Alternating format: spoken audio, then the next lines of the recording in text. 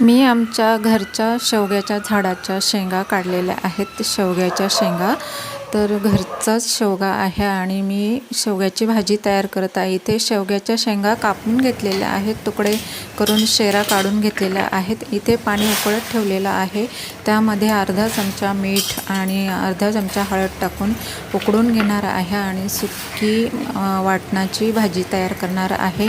तर नमस्कार, माझ्या चॅनलमध्ये तुमचं खूप खूप मनापासून स्वागत आहे.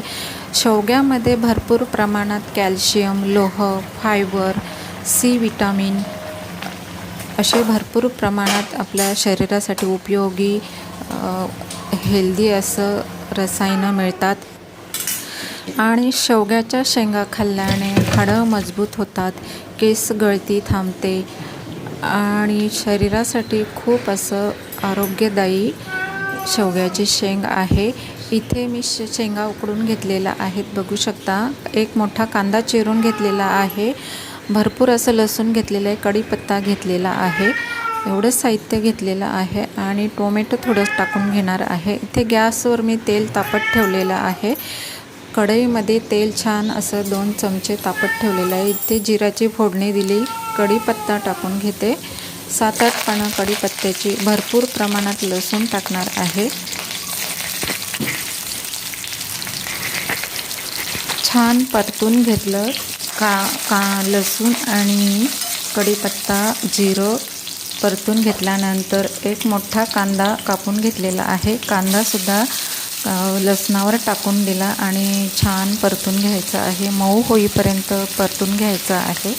तर इथे एक मोठा कांदा मी चिरून घेतलेला छानपैकी, त्यामध्ये अर्धा टोमॅटो टाकून घेतला आणि छान परतून घ्यायचं आहे.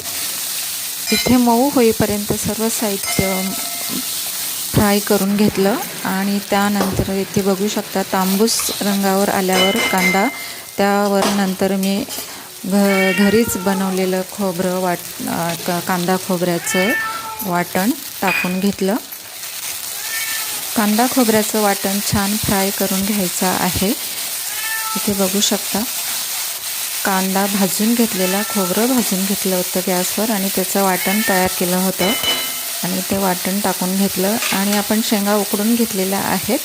तर इथे छान फ्राय झाल्यानंतर अर्धा चमचा हळद या अगोदर मी सुद्धा उकडताना टाकलेली आहे, त्याच्यामुळे प्रमाण कमी केलेलं आहे. अर्धा चमचा लाल तिखट, जिरा पावडर अर्धा चमचा, धने पावडर अर्धा चमचा, मीठ पाव चमचा टाकून घेतलं. उकडताना मी मीठसुद्धा टाकलं होतं. तर इथे सर्व साहित्य छानपैकी फ्राय करून द्यायचं आहे. इथे बघू शकता छान अगदी वाटण आणि सर्व मसाले परतून घेतलेले आहेत. थोडंसं पाणी टाकून घेतलं आणि तेल सुटेपर्यंत छान असं शिजू दिलं आणि त्यानंतर मी शेंगा टाकून घेतल्या. तर इथे बघू शकता आपल्या शेंगा खूप छान, कारण उकडून घेतलेल्या आहेत, छान शिजलेल्या आहेत. इथे शेवग्याची भाजी तयार झालेली आहे. थोडं 2 मिनिट मी वाफ काढून घेणार आहे आणि शेंगा आपल्या तयार झालेल्या आहेत. तुम्ही शेंगा पुन्हा पुन्हा खावा अशा वाटतील अशा शेवग्याची शेंग आपण पुन्हा पुन्हा खावी, कारण शेवग्यामध्ये भरपूर प्रमाणात कॅल्शियम आहे. आणि इथे वाफ काढून घेतली आणि शेंगा आपल्या तयार झालेल्या आहेत. तिथे बघू शकता खूप छान शेंगा शिजून झालेल्या आहेत. सर्व शरीरासाठी उपयोगी अशा शेंगा, हाडांच्या मजबूतीसाठी सुद्धा शेवग्याची शेंग फायदेशीर आहे. तर इथे छानपैकी शेंगा शिजलेल्या आहेत आणि आमचा घरचा शेवगा आहे आणि खूप गोड शेंगा आहेत.